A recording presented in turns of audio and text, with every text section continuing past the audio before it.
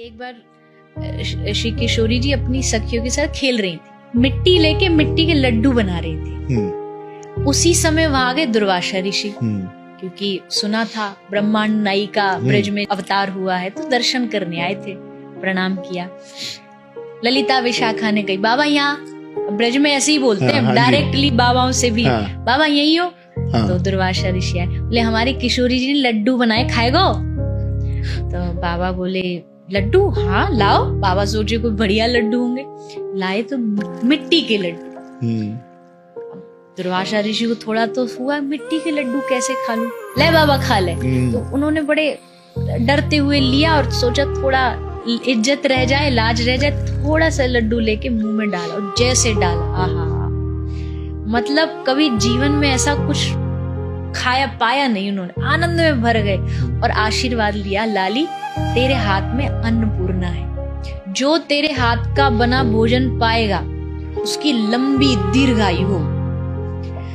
अब ये बात पूरे ब्रज में फैल गई कि राधा रानी के हाथ से जो पाएगा उसकी दीर्घायु होगी। ये बात यशोदा मैया को पता लगी। मैया बोली अब तो मैं अपने लाला को यही के हाथ को खिलाऊंगी ताकि मेरी लाला की लंबी उम्र हो।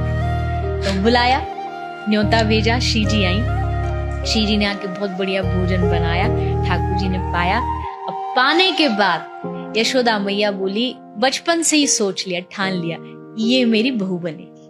पहले क्या होता था, बचपन में ही निश्चित कर लेते थे कि ये है, तो मैया ने थोड़ी हल्दी ली, थोड़ी मेहंदी ली और श्री जी के हाथ पे लगा ली। अच्छा। अब वो तो छोटी, उनको इसका मतलब नहीं पता कि क्या है। वो तो खुश हो गई, यहाँ मेहंदी लगी है, हल्दी लगी है। खुश होती होती नाचती नाचती बरसाना पहुंच गई। तो ललिता विशाखा ने कही, ये क्या हाथ में? बोले यशोदा मैया ने लगाई है। तो सखी बोली, इसका या को मतलब जाने तू? तो बोली मतलब यह है कि वो काले कलूटे के निया तू बहू चुन ली गई है तू बाकी बहू बना ली गई है और तू इतराती घूम रही है।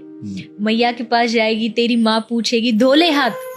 तो आज भी बरसाने में कुंड है, प्रिया कुंड इसका नाम है, बहुत प्यारा स्थान। आज भी वहां जाके आप अगर 10 मिनट बैठ जाते हो ना शांति से, आहा, सब कुछ भूल जाओगे, ऐसा स्थान है। तो वहां जाके श्री जी ने अपने हाथ धोए। वो पूरा जल जो है वो मेहंदी और हल्दी के कारण पीला उसका रंग पानी का, तो ब्रज भाषा में आज भी उसको पीली पोखर बोलते हैं। अच्छा। तो ऐसे ठाकुर जी के लिए श्री जी बचपन से ही चुन ली गई थी और उनका विवाह भी हुआ है, ऐसा भी गर्ग संहिता में लिखा। समझ आ रहा है।